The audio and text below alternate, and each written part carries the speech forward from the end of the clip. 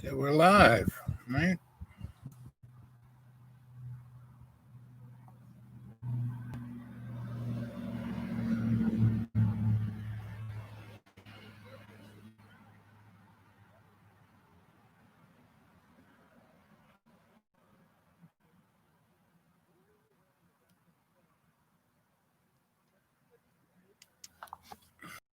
There, AI. AI. Last night I was working on a document. I'm looking at my novel Legacy, and it was about 1 in the morning, and I just kind of hit a button and erased everything. And that was very disheartening because I had written some really interesting stuff, and gone. But up here, which will challenge me to write something better, right? So, and I think that's what it was. And when I opened up the tablet right now, and about 80% of that document came back. That last 2 pages that I was working on last night, somewhere. But so I went to my computer guru, and he was gone for the day, and his robot was, and it kind of gave me the insight that this pandemic that we're experiencing, if you ever go on, let's say, welcome to Dreamy Dreamland. I am your sensei, Al Bob, Fisherman's Friends, the best. And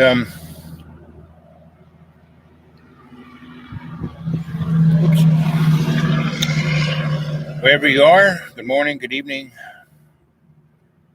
and welcome to Dreamy Dreamland with Sensei Al Bob. I am your sensei. Remember, this is strictly for entertaining sake, and don't believe a word I say. Well, anyway, I opened up my tablet, and inside it was this flashcard from the Course in Miracles. And this is lesson 199. We are not a body. We are free. Freedom must be impossible as long as you perceive a body as yourself. It's loud.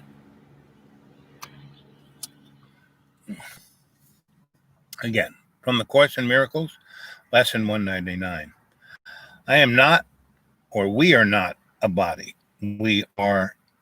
I am free. I am not a body. You should be saying this to yourself. I am not a body. I am free. Freedom must be impossible as long as you perceive a body as yourself.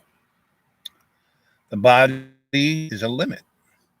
Who would seek for freedom in a body looks for it where it cannot be found. The mind can be made free when it no longer sees itself as or in a body. Firmly tied to it,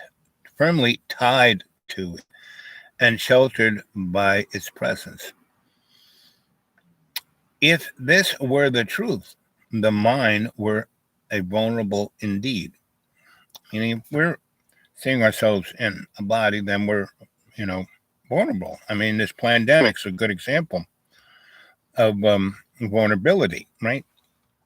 And the hidden hand, the high table, the powers that shouldn't be, are all trying to manifest love's co-creation, all our relations, to be further enchained, ensnared, incarcerated in the body, right? And that's, oh, I'm going to die. Well, as Buddha says, dying's nothing. It's like slipping out of a slipper. So last night, I was writing something, and I wrote, I'm writing this novel called Legacy. And I got to a place where I put down, a page and a half, and was like really inspired. When I write, I go into jags, and it was really, whoa. and I just was like moving the cursor to make a slight addition to something, and bingo, it wiped it all out. And it was like, and it made it look like I wiped out the other 100 pages I had written. And because my little laptop here, is doesn't have a hard drive.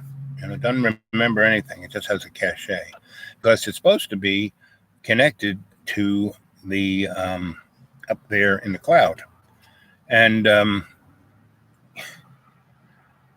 where I'm out in the deep woods, I'm not connected to the cloud. So whatever I'm writing just kind of goes on its little RAM, and so I had to drive into 40 miles to my computer guru, and he wasn't in. He was on a call, and his robot was there. It's this kid who is like, has no soul, He speaks in a monotone like that. And I find more and more the people who, and I don't like, I wear a mask. I wear a mask all over the place. And, I dug around through my garage, and my garage is the magic garage. I can find anything I frigging need in that garage, anything, right? And so, I have no money. I'll find a bag of nickels. It's like it's a magic garage. Now, it's what I need, not what I think I need. So, that's the problem with the garage. But it usually, comes across nicely. And so that's life, If you are not stuck into the monotone of your body, if you're saturated by your bad water, if you're in every day and every way to love's co-creation, to all your relations, then you're free. Right? Back to 2 glasses so I can read this more. The mind that serves the Holy Spirit is unlimited forever and always beyond the laws of time and space, because those things don't exist. They're an illusion. Unbound by any preconception, and with strength and power to do whatever it is asked. Attack thoughts cannot enter your mind. And now the words are, hard to parse. Your mind is, everyone thinks they're up here. No, this is just, a Rolodex in a metal box that's stuck with a crazy squirrel, And the squirrel's always going, what do we have to, that's, so it's more your spirit, your Holy Spirit, right? And let us pray. Father Sky, Mother Earth, Holy Spirit, bless us indeed. Let's see. Who's writing? Artist. You're a good man, Charlie Brown. Thank you. And bless us indeed. Enlarge our territory. Put your hand upon our shoulder and keep us from evil, so we will do no harm. And a lot of people say, I don't get notified. Well, there's not much I can do about it. Just keep hitting that bell, keep subscribing. It's obvious, the powers that shouldn't be, make it difficult for this to be seen. They don't get rid of it. Now, there are a lot of really good channels that I can't even find anymore, like Truly Graceful. She did great shows, Mind Truth, or they did this great YouTube called The Mind of Men, right? What was it called? Truthful. Anyway, and then Cliff Hyde, who was the best person on what the pandemic is, he's gone. Good old Mr. Black Crow House, or Crow House. Max Igon.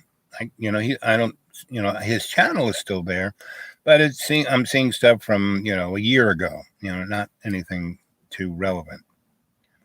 And he was getting into a funk of like, oh, they're after us, blah, blah, blah, blah, blah.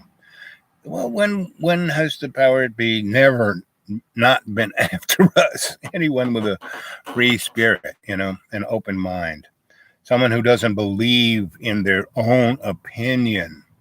I mean, opinions are like imports. Everyone's got one. Doesn't mean it's true, That's why I constantly say, don't believe a word I say, But I had an epiphany last night. So it was around 1:30. I mean, I started writing this page and a half about, before it got dark, 4:30, which is 9. It gets really dark at 10. Between 9 and 10, it kind of 9, the sun has already gone down. I mean, the sun has gone behind the mountains because I'm in Sawtooth Mountain and I'm in a holler. That kind of goes down around 7 o'clock, before, the last bits of sun shining through the trees about 7 o'clock. But it's still right up there. And the clouds are still illuminated by the sun. And the mountains off in the distance that are higher than I am are yellow and pink and beautiful. And that's one of my favorite parts of the day. I have a chair that looks right at that, has this great view. And off to the side, I guess it's almost due south of my property. So I'm in a holler and I'm in a deep forest, and I've cleared out, where I was going to build houses and want to have, a garden and stuff. And so I have a big open space within a very dense garden a dense forest. Whereas the other, lots in this site, whatever houses are there, people just a few trees stuck a house there. And so they have no light. Even if they got a zillion windows, it's still dark in their house. And the other thing is that since no light is hitting their house is like Black Mold City, where I am like totally being baked by the sun. Now, I have places, that's why I'm campsite with all these tarps. I can go, and I have all these places I built, when I revivified my garden, I did a trail up the hill of my property, the steeper part, and because it was a little where there had at once been, 100 years ago, a little homestead. This area was farmland, and now it's not. And the trees that grew up were poplar. There used to be, when I took out the trees, that part that I cleared was, still, it had been, so there was oak, there was maple, birch, a few other hardwoods. And I actually got some good money for those, and the tree guy who took those trees down was an honest guy, because he said, because he charged me $2,500 clear, take all those trees down and take it away. And so he said, you got a lot of, you have about $5,000 worth of hardwoods here. And actually probably was more, but that's what he said, because he said, I'm just guessing. So he basically cleared my site for free and gave me about $2,000, right? And that's an honest guy. I knew nothing about tree, now I know more about trees, but I knew nothing then. Anyway, so I have a very beautiful site. And due south, the way the holler is cut into all the other mountains, I have this path that goes due south. So I look straight due south into other hollers, into, North Carolina, actually. And so at night, it's a beautiful, I get it really. So last night, after this, I lost these page and a half, 2 pages of brilliance. I was very, because it made it look like I wiped the whole 120 pages that I had of my legacy out. Now, I knew that, steps back to where, I could get Wi-Fi and I could at least bring up what I had up until the last morning, about 100 pages or more. And I did that. I came, hoping maybe I can still see if I can pull up because the robot boy was like, and it was really amazing because he was multitasking on my computer on 10 different things. And when I said, can you do this? And he, blah, blah, blah, blah, blah. And I said, how'd you do that? And he said, well, didn't you see? I just did blah, blah, blah, blah, blah, blah. You know. And that is what the powers that be want to turn us into, robot boy, you know.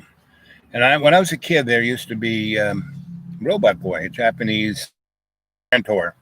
And Robot Boy was this innocent little guy. He was like, Pinocchio, right? And the scientist wanted a son, so he made himself a little robot boy who was the sweetest, kindest, nicest, most innocent. He didn't know that he was a robot. That bing, bing, bing. You know, he didn't know that. And that's love's co-creation right there. You know, even though you're made of bing, bing, you know, that's us. We are a bag of water. We are someone's science experiment. And yet we you know, and this pandemic wants us to be, you know, that robot, not, you know, love's co-creation. And that's really the thing that, so anyway, I was sitting up there, and again, if I sit up there for more than, and I turn all the lights off, you know, I got my little site wired up with Christmas lights that I can control with little wireless controllers. And when I turn everything on, man, it looks like a, Disneyland, you know, totally surrounded in darkness. So, and I have these projector Christmas things that project things on your house or your trees, and it's basically lasers. So I got 5 or 6 of them up, and I got them pointed almost into the sky, so it throws the image up to the tops of the trees. So all around me, all this stuff is dancing around, right? And then my garage, which is above the lowest part of the holler, I have this big deck, and it's a covered deck. Half of the deck is covered with a roof. And so along that ridge that looks down into that, I have a few more of those laser projectors that throw, you know, dancing little things down below. So the whole like dancing and crazy. And I got these other great, you know, I got a ton, you know, after Christmas, you know, that $30 Christmas light set is now $1.50, you know. So every Christmas you know, that week between Christmas and New Year's, so everything gotta go. And I go in, you know, like the second day after Christmas and see what's around and buy those things. You know, now they're half price, right? Instead of $27, they're now $8, right? And so I'll buy a few of those, right? And a few of this and a few of that I need, right? And, okay, this goes away, I at least got that, right? Then I come back a couple of days later and see what's left. And now instead of half price, it's like now only 10%. So instead of $8, it's $1, you know, it's $3, right? And I, again, spend $10, $15 that I have disposable and buy that, right? And then I keep doing that until it's all gone. And by that time, I've gotten $700 worth of Christmas lights for about $50. And extension cords and controllers and all kinds of stuff. So, and that's really the only thing Walmart's is good for, is like go in and see what's on sale. And I was going to go to my Walmart's and get some more grass seed and see if their fans were on sale and see if their igloo coolers are on sale. There's one I really want, a really big one. That was $89. That's the last time I looked. It was at $40. Still, that's too much for me. Wait until it gets down to $12. And it does, you know, it you know, and that's what Walmart's is good for. But I'm noticing that there's less and less of that, right? And the other thing I'm noticing, because now have more and more space because they're getting less and less stuff from China, and they're also getting less and less stuff from the food distributor. They have this really super processed food from, you know, built, you know, in 1986, you know, it shows date made 1986, you know, date, you know, to be eaten by 2040. Let's see, what's it saying here? Your connection is unstable. Please wait while we try and reconnect. And it's been 20 minutes and 19 seconds. And, that happened. The more I talk about interesting stuff, the more this goes away. And, but they haven't gotten rid of me yet. And that's a good thing. So, what can I say? Oh, yes. When I was about 2 a.m, really dark, no moon, no nothing. And I sat out, and I have these that I got at Walmart's, these beautiful, shell chairs. They're like shaped like a shell, and you lean, and you're like, your view is up, and it's designed so you can watch the stars. And when they were first on sale, they were like $50. When I bought 3 of them, they were $10 a piece. So, so other people can sit and look at the stars. My guests. And so my last guest was my virologist friend who I met in the supermarket of the parking lot, and she's now in Hawaii, and I've talked to her a few times. And Hawaii is totally locked down. They're not letting anyone in. Period. Right?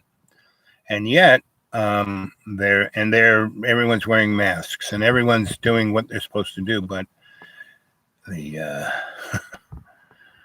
it's growing because the Navy comes in and out, no problem, and they got, 70, 80, 200,000 military folks who fly in and out and bringing their boats in and out.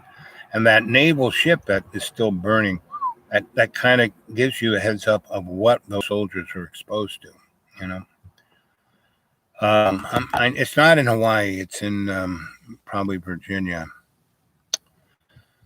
So I'm sitting in my chair and I'm looking at the stars, and and if I sit there, I can actually track the movement of the stars move because it's so dark. I can actually, and I'm surrounded by a forest, so there's a tall tree over here and a taller one there, and so I can actually watch the stars. They actually move quick enough for me to watch. So if you're a guy who has a telescope, you need a little gizmo that kind of moves your telescope along with that if you want to look at something. Otherwise, you're constantly having to hit the knob. So I'm looking up at the stars. I'm looking at all the constellations, and it's so, where is that? Here it is. So here, I found this in my garage, and it is Stunning Prophecies of the New Nostradamus, 2000, year 2000, right? Actually, 2004. Anyway, this is what I see when I'm in my, backyard, See when I'm in my, backyard, and it's pretty amazing, right? So I'm looking up there and I'm tracking, the travel, and all the planets are below the tree line, and so as they track, they kind of pop through, where the leaves and the limbs are, and there isn't a tree there. And there were a number of planets and a couple of stars that were like so friggin' bright. My eyes had way opened up. And my eyes, I can see really good at night, especially if there's no bright lights. They open way up, and it's like night vision goggles. And so, and it was late enough and dark enough where pretty much, and I turned all my, amusement park lights off. And a lot of my solar lighting, it dies by 2 or 3 in the morning. So there was only a couple little dim things along the path. So it was darker than dark, and so I could see every. And this shows you how many meteors the Earth. It wasn't a meteor shower, but I was seeing at least every couple minutes a meteor, very bright, very dim, some bright, but most of them very dim. And I could see the path of a few satellites that every hour kind of goes by. And if I'm out there long enough, I will see something I normally don't see. Right. So a couple of weeks ago, I was sitting up there, and this, straight out of the Bible, burning wheel of fire up in the sky. It wasn't way out in space. It was probably up at 60, 70,000 feet. And it was like, it was, it caught my eye because it was going quite quickly, like a satellite does, in a path, right? And then once I kind of looked at it, and my Christmas lights were blinking all over the place, and it slowed way down as it was coming towards me. And once it kind of got over, it was going really slow, but it was really, and it was, like I said, this burning wheel of craziness. And it was a wheel, it was a wheel, and the center was dark, but all the way around it was wild, crazy, bright light. So my little physics mind, oh, that's a black hole with the event horizon around it, and it's a 0 point energy kind of environment, and they're soaking up a lot of juice. And so this thing, as soon as I turned the lights off, it stopped virtually right above me, right? And I have one of these little laser pointers, right, that you have your cat run around after. And I started Morse going, hey, how you doing? What's up? And he'll come and visit. And so it started to drop down, and I said, wait a minute. And I'm like, unless you're a really good-looking girl, I don't know if I'm ready to meet guys in spacesuits. So, unless you're a party animal and got a really good deal for me, just keep going. So it kind of went back up, and it just, not real fast, but just kind of pulled out of the neighborhood on its path. So that was a couple weeks ago.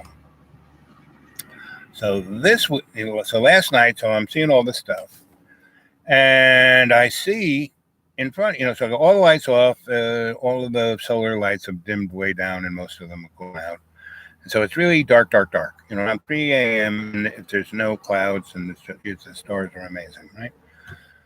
And so I'm watching this, and I'm looking in front of me, and there's a shadow rigging on the ground of me. And so I go, wow, what's that back there? So I kind of shift the seat around, and it's almost, it looks like a planet, looks like a star, but it's going across the sky, right? So for as bright of it as it is, I'm saying, maybe, if I had to give a plausible excuse of what it is without saying it's an unidentified aerial phenomena, UAF or UFP or whatever they're calling these things now. Anyway, so I was looking at it, and it itself wasn't blinking, or it was just very bright, very bright. So, if that was the International Space Station, the ISS, that would kind of be what it is, because it's a big metal thing up in the sky and reflects a lot of stuff. So, but it was really big. I mean, very big. I didn't realize if it was the ISS that it's that big. Let's see. Where's my other glasses? Again, thank you, Fish, for putting it in there. Supply chain is breaking down. That's why the food and supplies can't to the stores. Yes, exactly. Right. And this winter, so they really want to put the pressure on. They want to lock down the economy again. And, there are many great lessons in this pandemic. And one of them is, we are like cats going after that laser pointer. We are so easy led. So out there in the deep woods, I get no anything, no no internet, and during the day, very little radio. There's a public radio station, ETSU, which is very good. I really don't like public radio anymore because it's basically corporate radio. But these guys still have their bones of the shows that they used to make themselves, and they became so popular. They have a show, another one, called For Good Reason. That's another good one. Your Daily Constitutional. They have a bunch of really good shows that they produce themselves in house, or they help produce in a collective, through an entity like Pacifica, and there are a few other entities like Pacifica that aren't owned. They are like they're like Vermontans. They're not going to be told what to do. But the Hidden Hand, basically forget about public radio. Morning Edition and that other thing in the afternoon, just rubbish, right? But after the sun goes down, after around, I hit the AM button, and I get what is known as the bounce. So I'm getting stuff from all over the planet, all over the United States, Canada, Mexico, Australia, Ireland, right?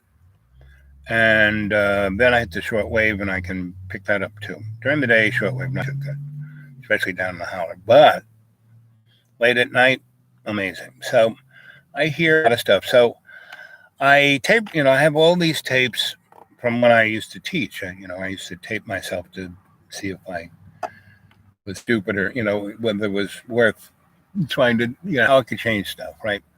So I've got a lot of those tapes, and I just throw them in my radio that has a tape recorder, and I tape over it, and I listen to it in a little spot of, oh boy, that was pretty interesting. So I'll keep that, and then when I go into rubbish, I just kind of tape over it, and I keep taping over and over until I get like a mixtape of music, me talking, other people talking, the radio and talk radio. And so, and then I play that back while I'm writing, and all these little ideas come into my head. So, Delilah is she's pretty interesting. She's on iHeartRadio. iHeart is a total fascist. I mean, media is owned by like 7 guys. And when they say, "Oh, that's liberal rubbish," well, it's what they're doing.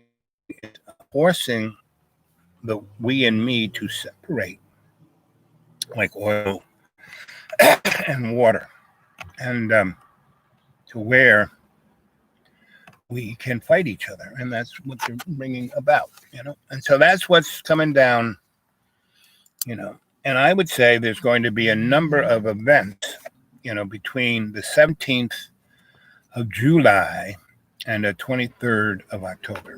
I'm going to go back to reading this. The mind that serves the Holy Spirit is unlimited forever, meaning your consciousness, So, and I'm reading lesson 199 from the Course in Miracles.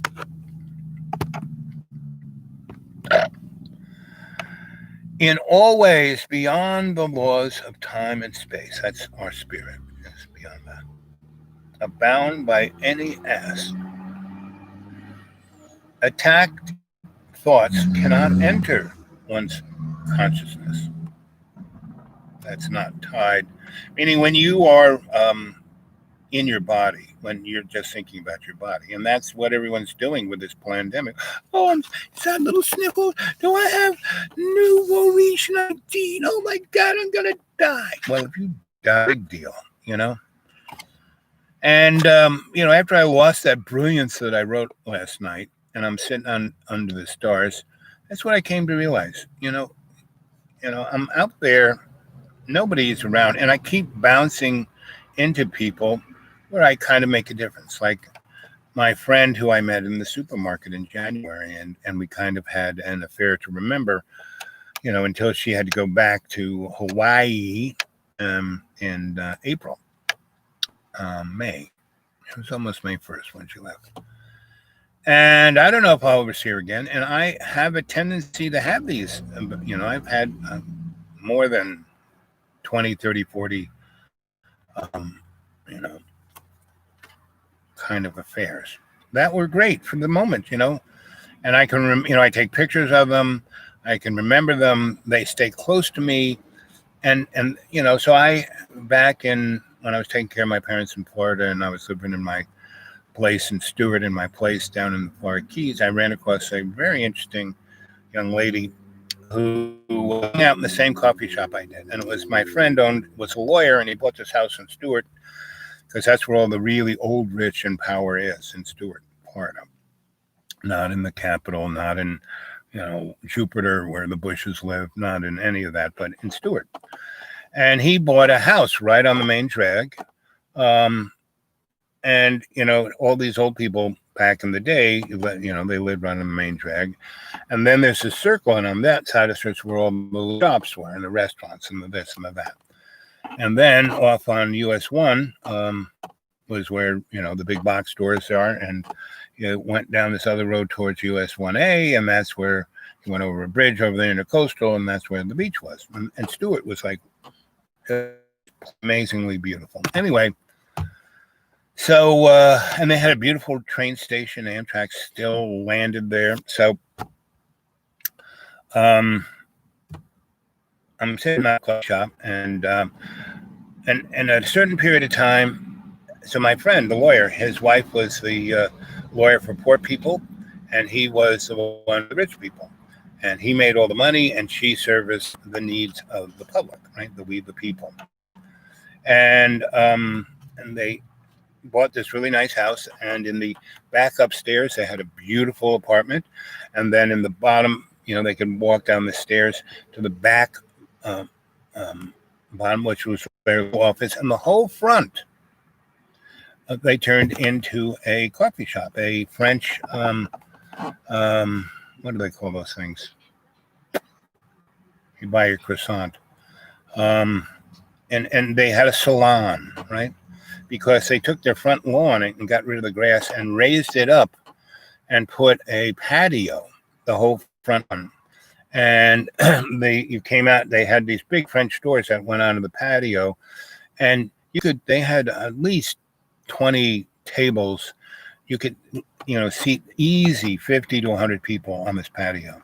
And they had another rise thing where they had like a stage, and they had lights on it, and they had a sound system all wired in, and inside the coffee shop, he had, because he was a musician, he had instruments, all kinds of instruments just hanging on the wall. If you wanted to take one down and play it, you could.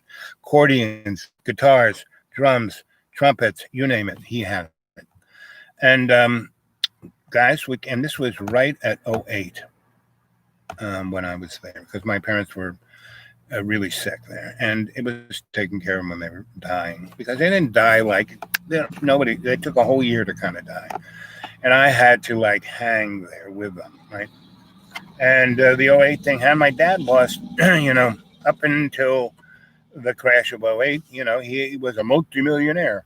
Well, after that, he had very little, and so he was really depressed and stressed. And my mom died, and then they brought her back, and then she was in the hospital, and then she came back home for, being taken by hospice. And because they were wealthy, they had to pay for it.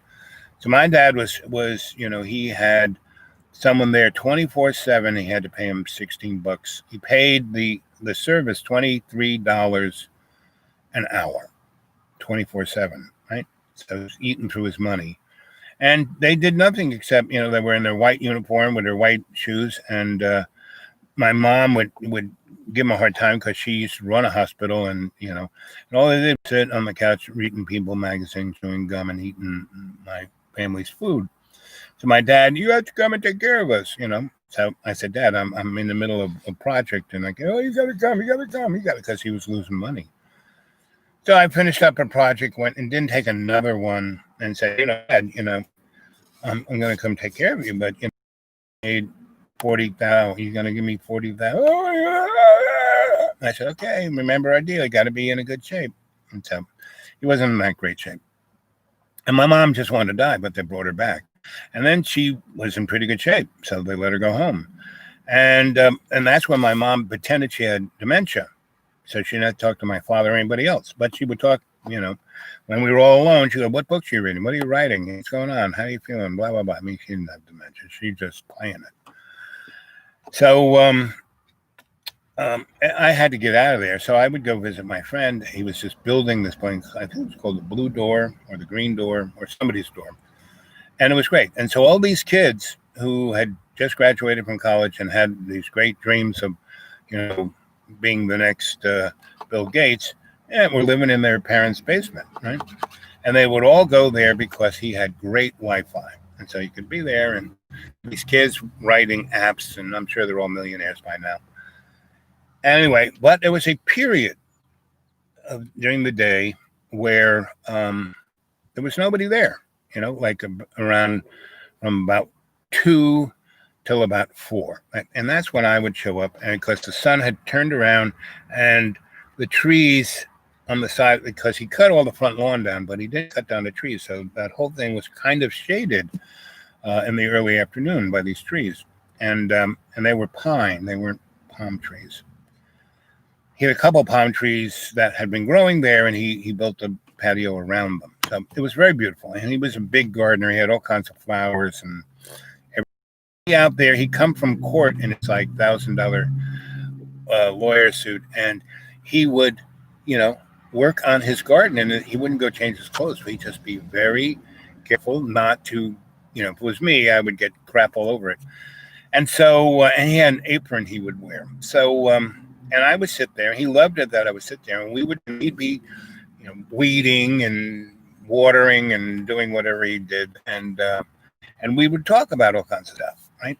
And after he went back in to do whatever he was going to do, because like from about 3:30 until 5, he had, rich people would come in and talk to him, or he would go on the internet and talk to them. And that's when his wife would come out and talk to me. And so they loved the fact that I was there between like noon and 7. And a lot of people knew that I did readings, so they would come, and I would make a little, spare change. And they loved me there because it gave their little place an extra panache. And there were all these young kids who kept, who were there and would come there and work on their apps. And then at night, they would all come and my shows, go back and watch these shows because they're all valuable, they're all, they aren't time stamped, meaning they aren't just good for the moment. They're good. And that's why I suggest you guys, take my shows. They're open, other people have, their hard drive, put them on thumb drives, put them on CD-ROMs. Anyway, there is a number where I took my other laptop and like placed it in front of this one and showed what it was like. And it was great because it was this community of all these different people who would come. And there were homeless people who would come off of one and come and like how a lot of restaurants have a dog bowl. Well, these guys actually fed the homeless. I mean, they didn't make a bill out of it, but if you were there, they would, had stuff that, they were either going to throw out, so they would, make up a salad or do this or do that and make these people feel welcome, right? They're very good at making everyone feel. And it wasn't just young hipsters. There were all kinds of people. So I was like, Grandpa Smurf, right? So people would come in, the young people would hang, we'd sing songs. It was great, right? I would lead prayers, I would listen to their issues and give them advice. And it was great. And it's sad, the live chat I thought would be that. It would be that, right? And go back and watch those shows, And again, get yourself a dartboard, throw some darts, get 3 numbers, and go watch that show, right? If it's 001, that's the first show, 022, that's the 22nd show, 103, that's 103. It's almost, 1,200 shows, And the last, as of May 8th, which was 2 months ago, that was 2 years, so now it's 2 years, 2 months, right? And it's all very interesting. I would go see it. So 45 minutes, and so I haven't eaten anything. I came here looking for my computer guru, and he wasn't around. And so, and I went into the supermarket, and and Walmart's, they had 4 entrances in, which you could go into all of them. You had to go in one way and come out the other way, right? Now they have it so you have to, there's only one entrance in and one entrance out. And I went over and looked at it, and they're making people line up 6 foot apart. Whereas when they had 4 entrances, people just kind of sauntered in. Yes, they had to go in the indoor and out the other.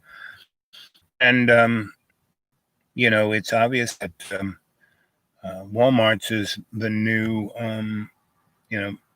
because it has somebody out there with a, do you have your mask on? What do you, here, let's put sanitizer on your hair, and here, let's take a thermometer, of your head. And you know what? They're going to have the man in the uniform next to that person. And when the thermometer says, oh, look, they're going to take you away. So I kind of went over there and looked at that and said, nope, I have to get used to not going to. So I went into the other supermarket, and they don't have any of that. So, hey, Graham, there he is.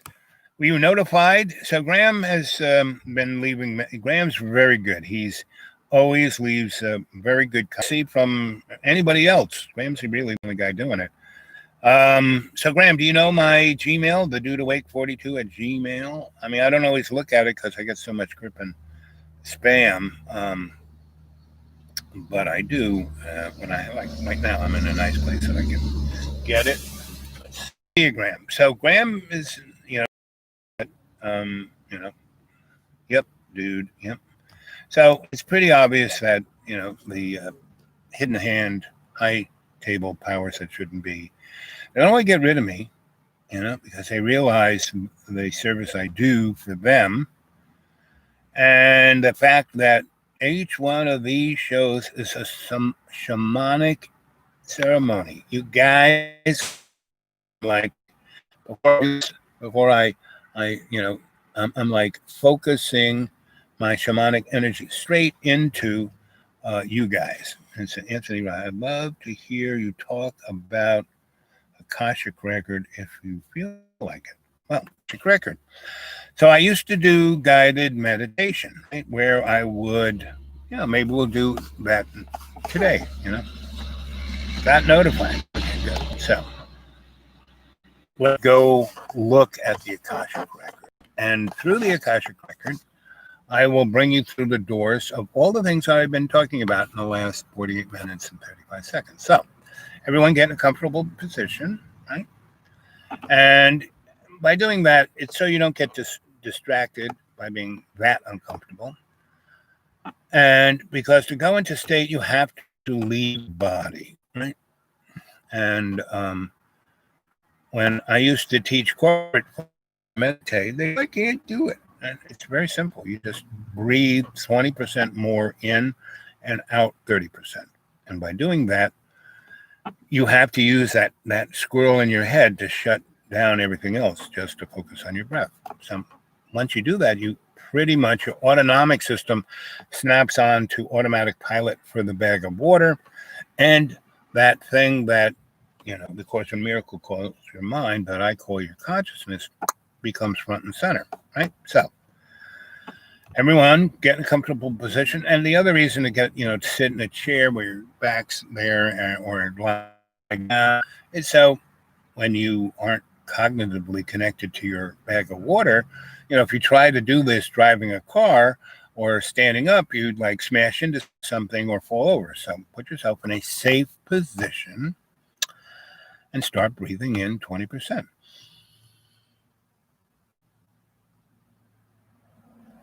And then out.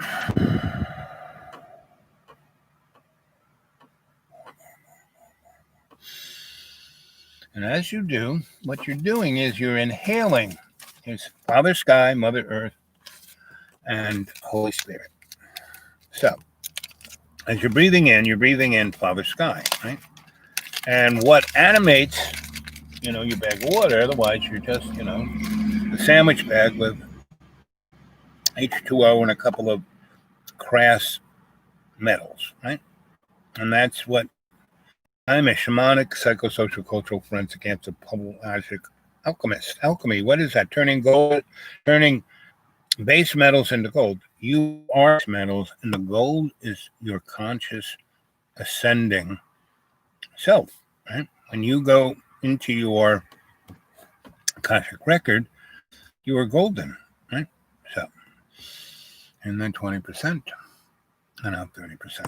Focus your conscious mind on your breath, right? Don't think of the laundry list. Oh, I got to do this. I got to do that. No. 20% in. More. More. More. More. That's about 20% more. And then out. Out. Out.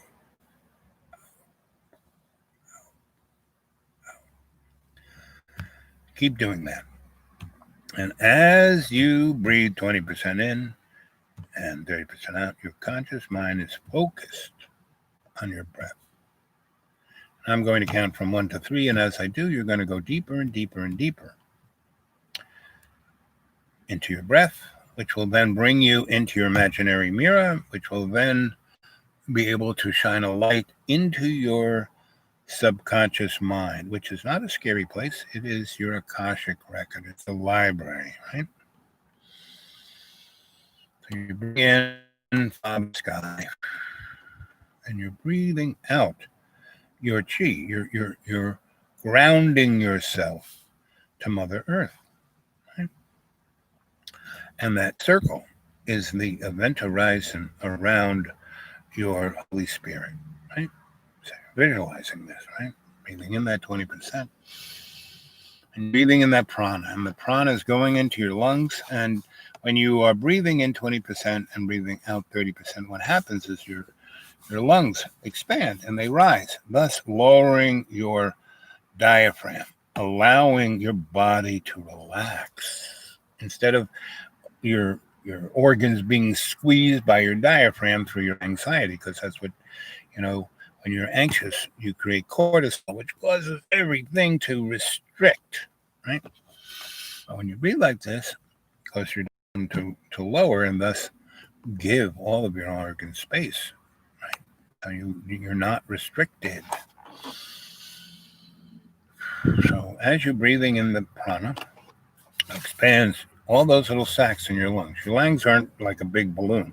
They're made of all these little teeny balloons, right? And in them, there are these little cilia, right? And the cilia are like little radio antennas.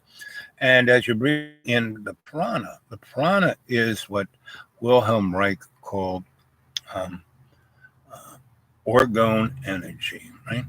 And people like Tesla called it the ether, right? We're connected all the way around. And last night when I was out there looking at the stars, I was going into state. And every time I go into state and I'm sitting out there, I'm seeing the darkness above. And all the things that are connected to ether are flying around up there, right?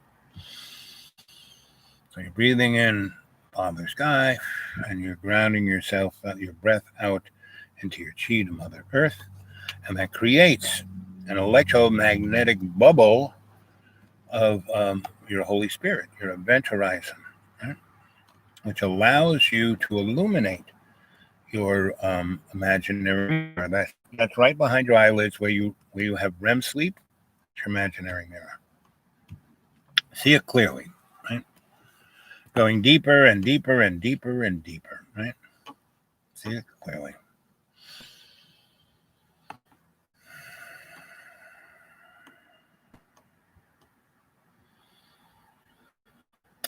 And you can see, as you're breathing in the prana, you can see this illuminated photonic light, not incandescent light.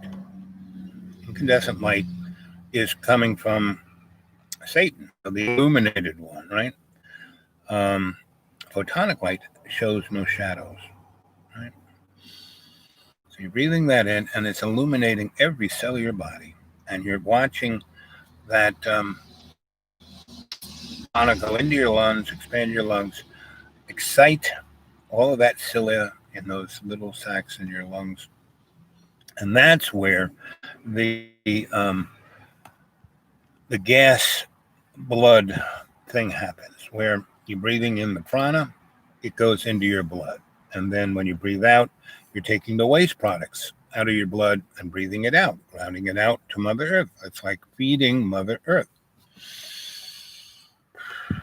You're breathing in the prana, 20% more, filling your lungs, exciting the cilia, and then transmitting that prana photonic. Your blood doesn't go through the veins, arteries, and capillaries, blub, blub, blub, blub. It swirls, right? So it's swirling clockwise, and inside that swirl, it swirls counterclockwise, and inside of that swirl, it's whirling 90 degrees parallax to both.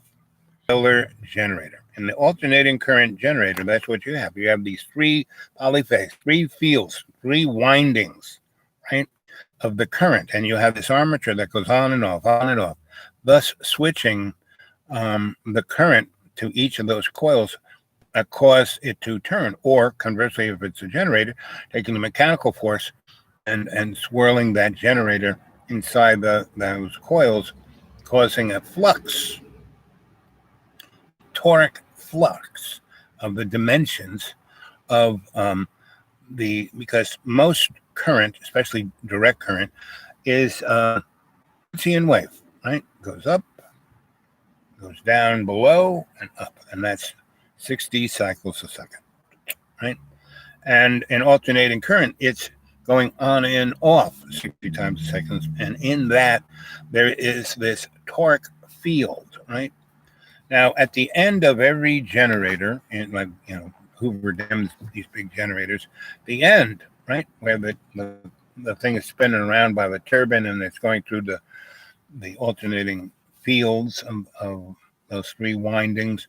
At the end, it is creating what is known as a torsion field, which has, when they started building these things, and people would walk through it, it's like they would see, three of themselves in different time dimensions. And so they had, these like little fences around where this toric field is. And they say, don't walk in this. Right? But it is very important that you live in that, right?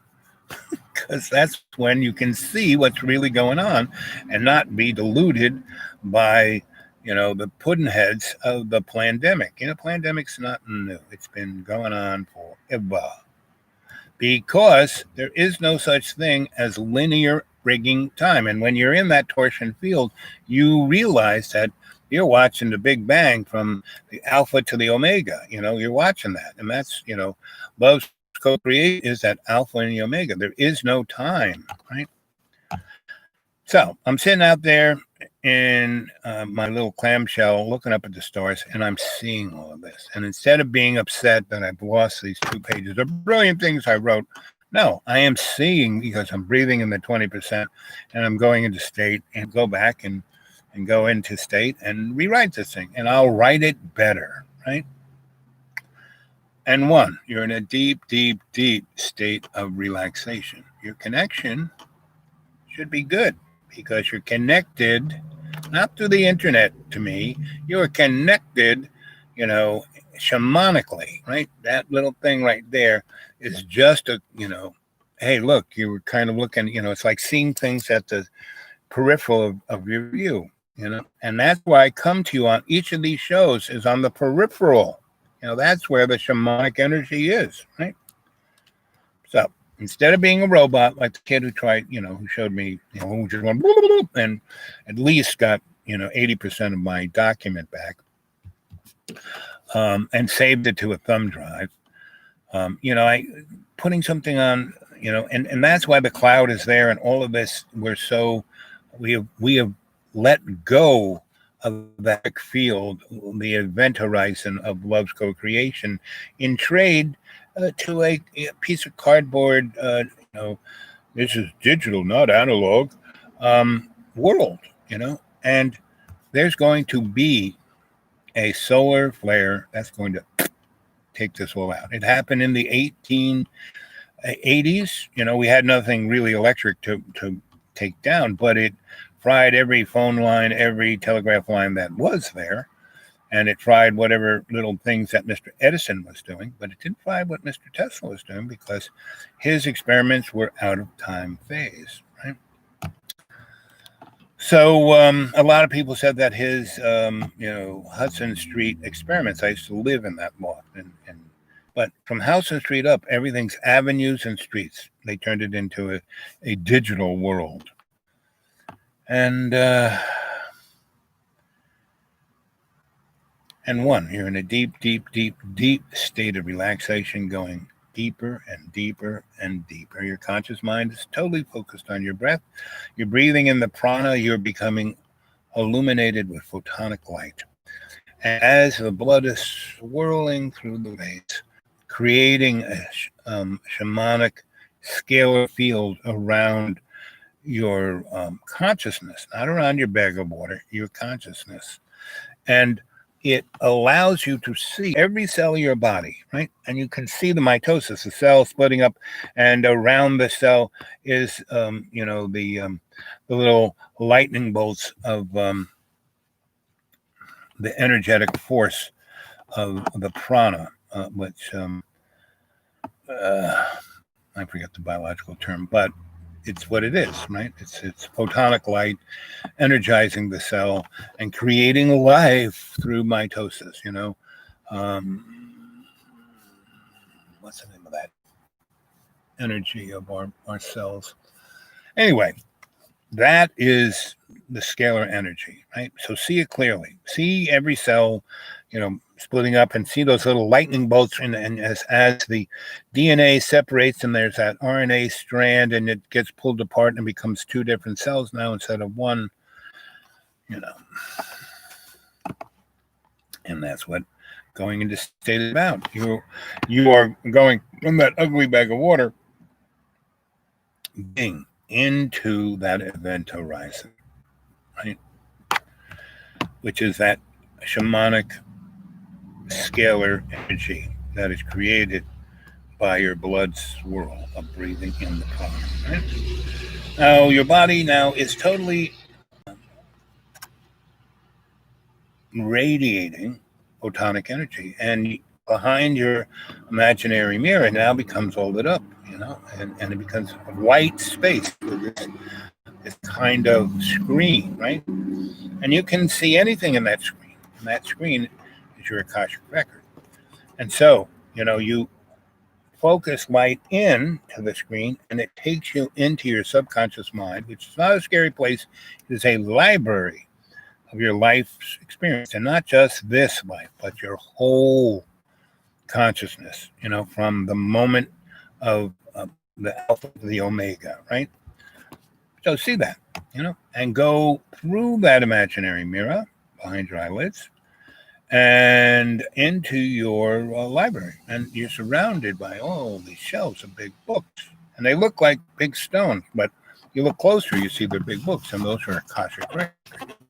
And right in front of you is a gigantic, big fireplace with a blue flame in it. That's the eternal flame. And that fireplace is like, a railroad station. You can go into that fireplace, and that flue will take you to any place you want, right? And that is what Alice saw in the rabbit hole. And that flue system are the rabbit holes, right? And if you are in touch with your photonic self, you can, be awake in your consciousness to see and do whatever you want. There's the fireplace, the blue flame of the eternal flame, and the fireplace, and you can talk. And there's a nice little table, coffee table, tea table, where whatever you want to eat and share and drink is right there. You think of it, bingo, there it is. It's like the replicator in Star Trek, right? Why do you think these, these guys got these ideas? These aren't, these are straight up what is, right? It is, it is, I am. Those two things. It is what is. I am is what you are, right? like this says. I'm actually wearing two sets of glasses, and I still can't see this. I am not a body.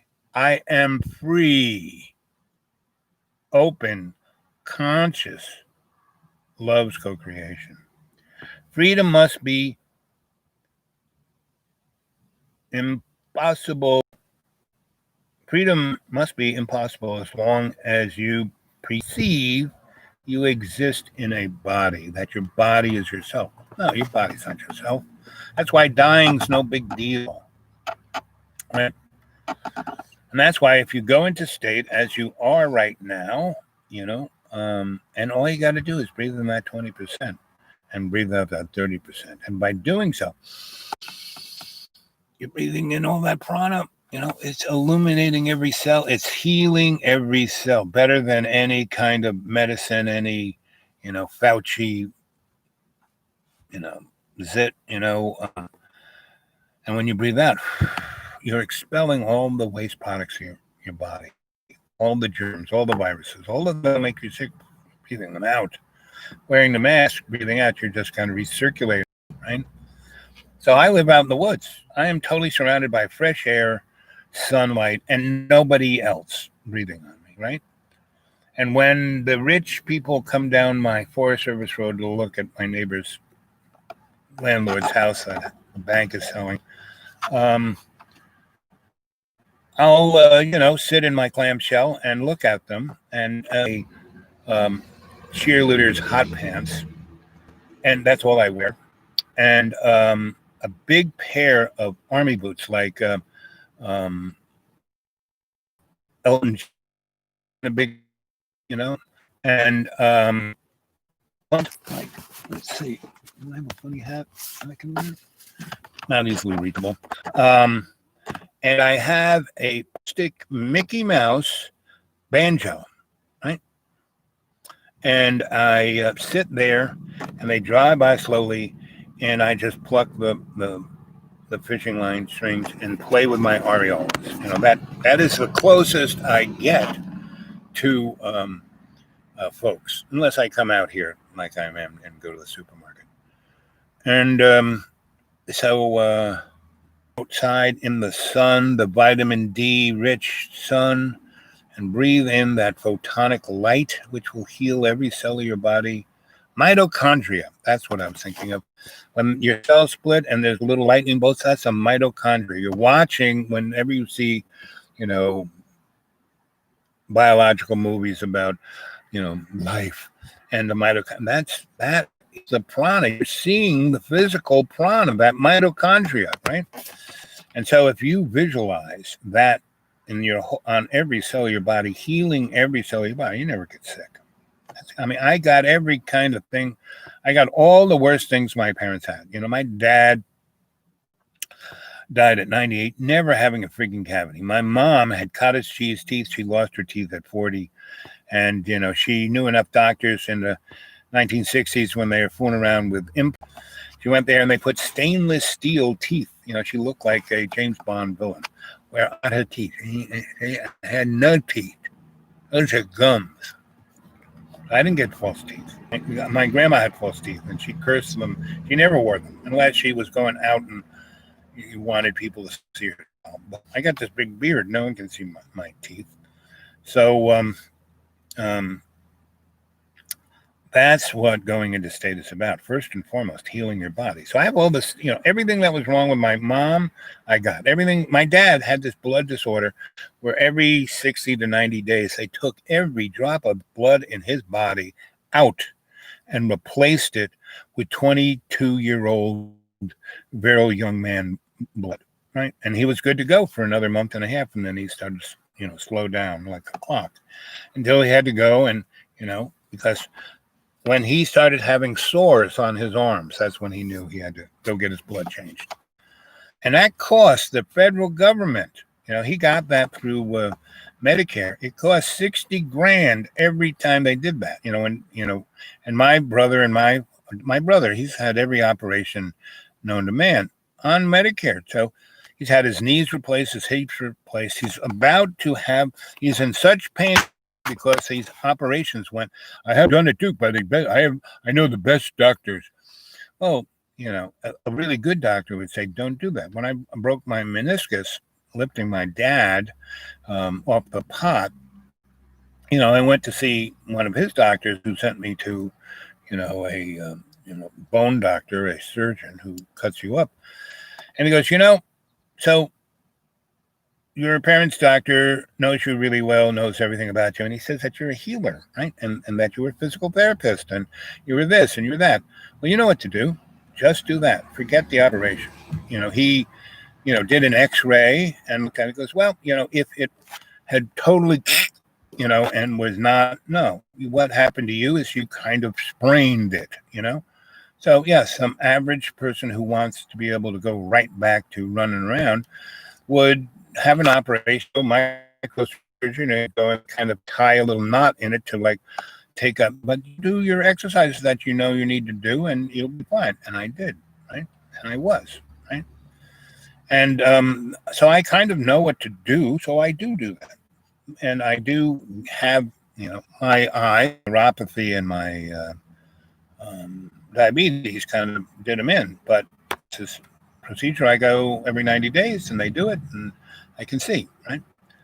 But the guy says, your eyes are getting better. Normally no one's eyes get better. Yours are, and they're like 80% better. In the last 2 procedures, it slowed down. So now, my eyes are even better. Now they're like 84% better, I used to, be looking through a little hole. Now I don't say that. I used to have black dots everywhere. I don't say that. I used to have tons of what my mom would call floaters. Don't have any of that. Thank Lord for that. Our Father who art in heaven, hallowed be thy name, thy kingdom come, thy will be done on earth as in heaven. Give us this day our daily bread, and forgive us our trespasses as we forgive those who trespass against us. And as I'm saying this prayer, all of these things in your life are being played out in front of this screen, right? All the good things you've done, all the bad things, all the people things, and you have to let go of everything. Let go of your body. It's no big deal to die. I'm going to die sooner rather than later. Now, my mom, when I took care of my parents, I started taking care of them in the 70s, and they were both pretty sick and had to have operations and all that kind of crap. And all their operations sucked. They didn't really make them any better.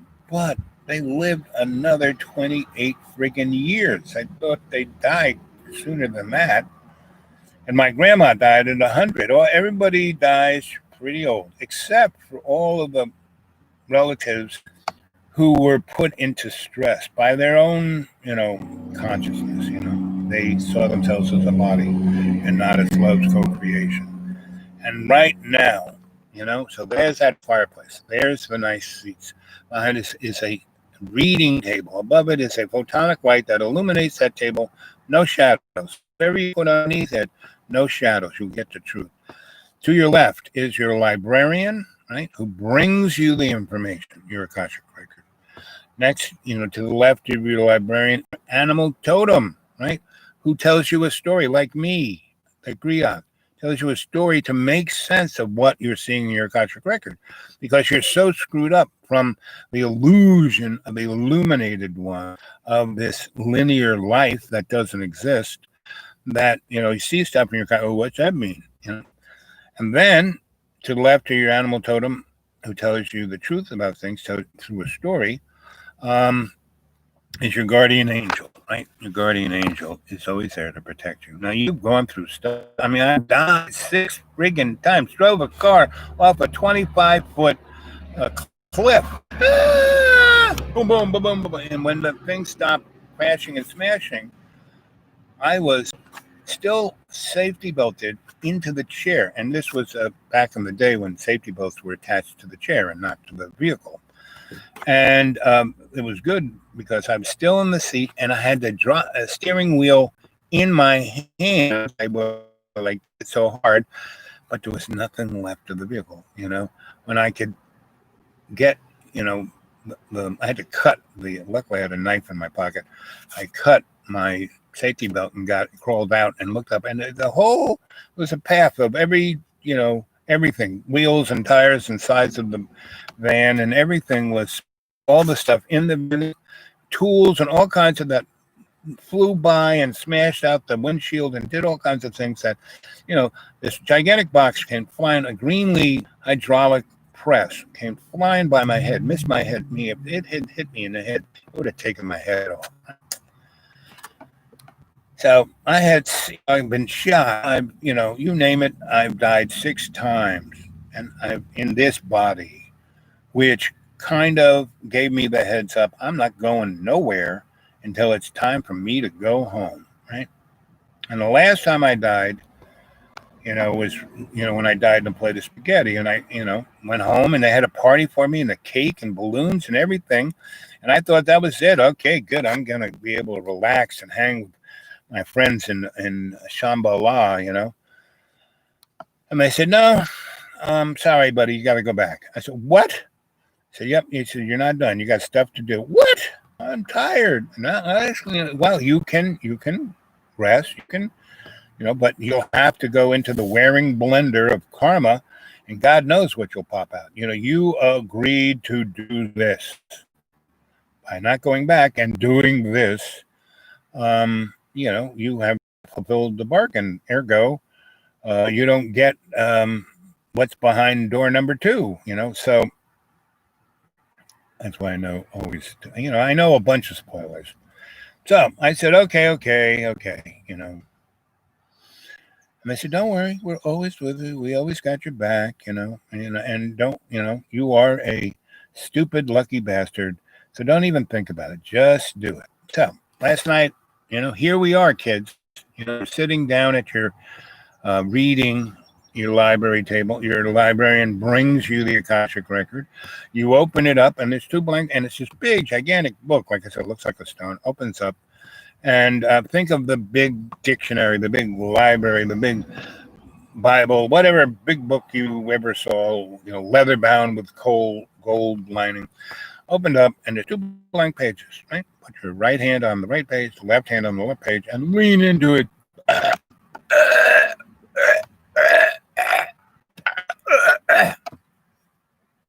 Evacuate all of the toxins, all the spiritual toxins, all of the mean things people have said, instead of hearing this. From coming to this country. And while there were 2,800 kids in that first initial group separated under zero tolerance, there were about 1,000 plus separated before record keeping began officially, and 1,000 separated since. And so there are still attempts to locate and reunify families that were both. Instead of living in that universe, live in the universe of right? And so you just evacuated all of that fear and anxiety and tension. Close the book. Boom.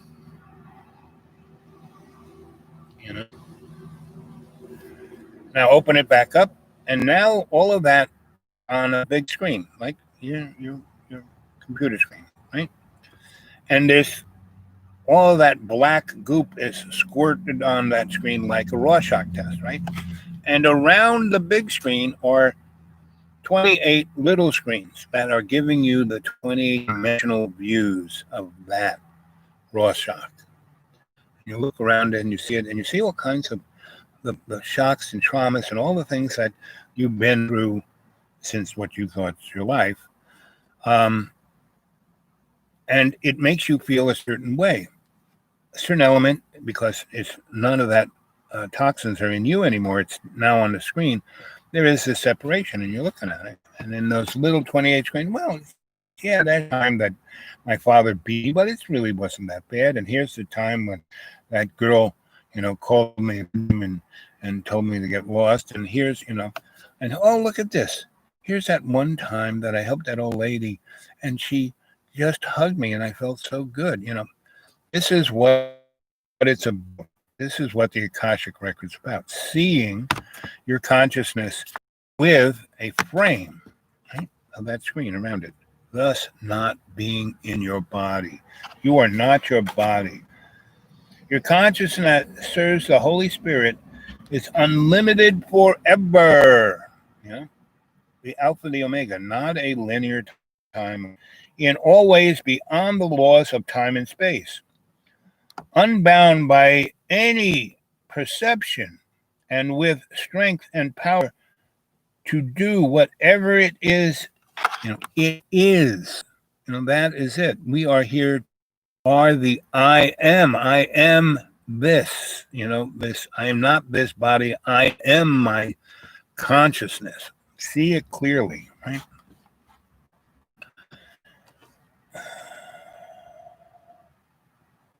When thoughts attack, they cannot enter your consciousness because it has been given the source of love. That's what the Father Sky's prana is, a source of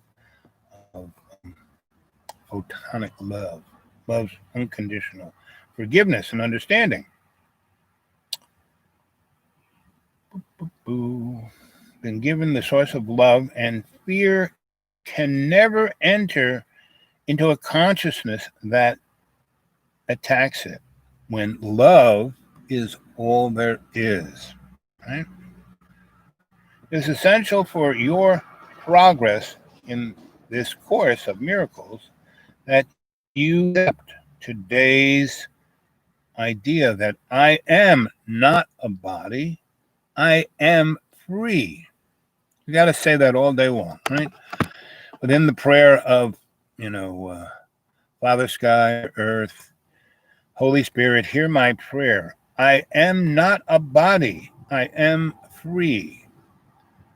Father Sky, help me understand through my breath, breathing in the prana, that I am not a body, that I am free.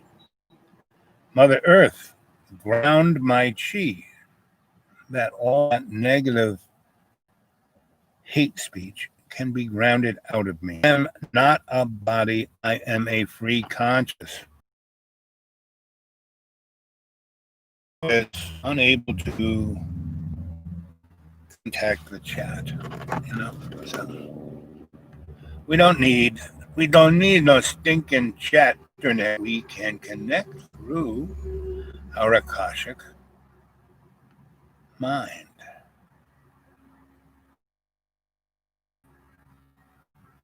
So I'm going to go back last night and revisit what I saw of all the things in the sky and the spirits in the ground.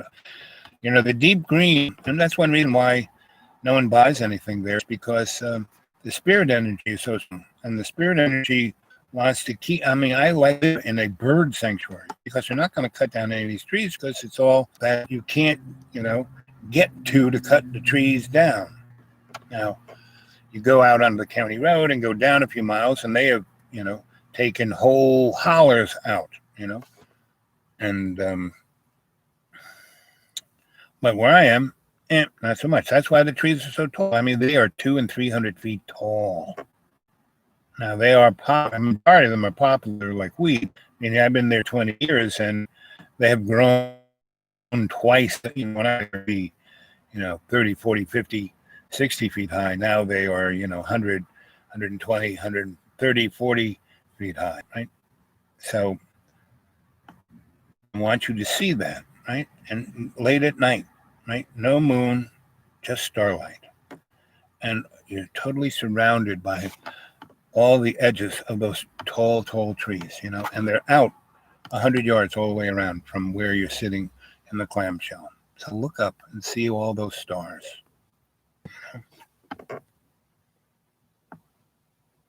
It's essential for your progress in this course of miracles to accept the idea and hold it very closely that you are not a body, that you are spirit, that you are free to be in co-creation with love, in one love.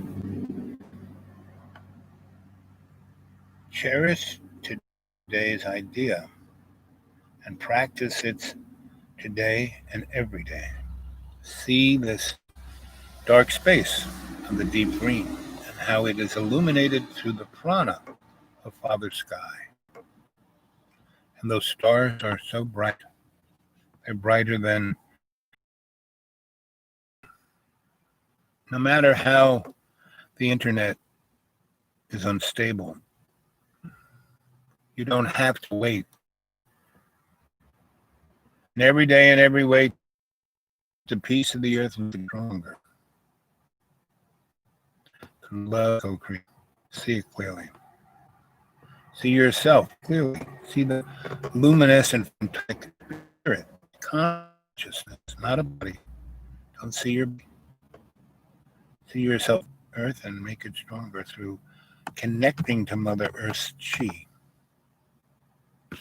Thus becoming that event horizon of the Holy Spirit. That's what you are. You are the Holy Spirit. See it clearly.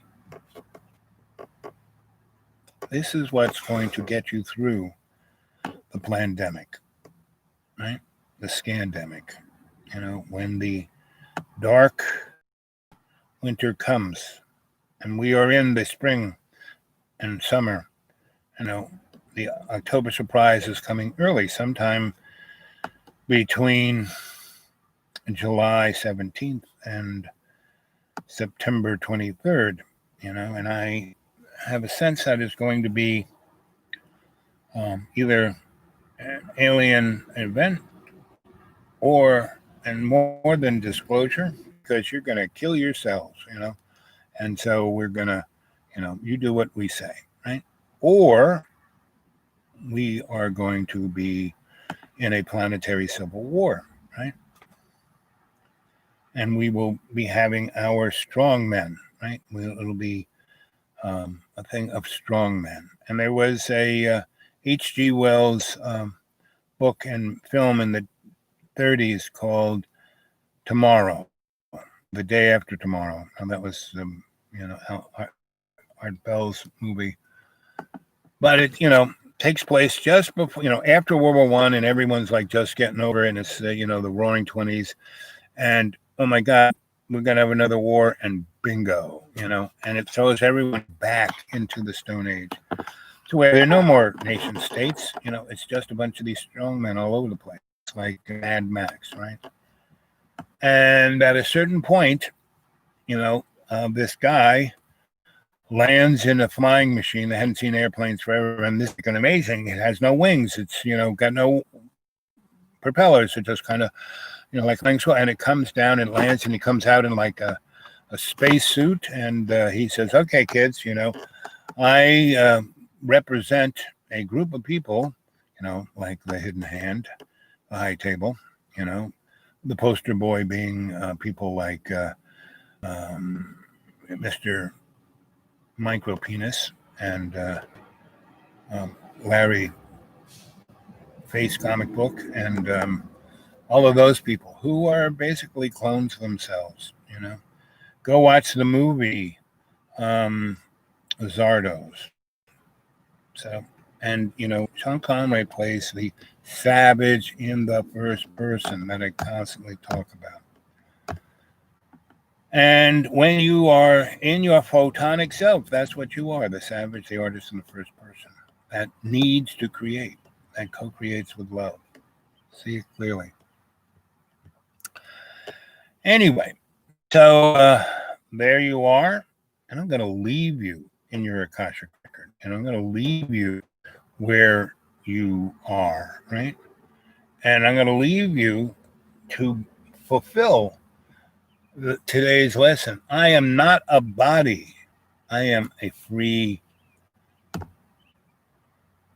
photonically luminescent, not illuminated, luminescent consciousness. See yourself as a bright, co-creating with love's consciousness. I am free. I am photonically illuminated. Listen. See that in your imaginary mirror, in your Akashic record, in that book.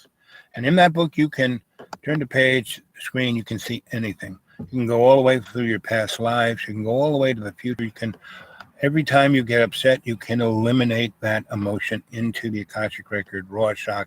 What do you think the guy got there for the Rorschach?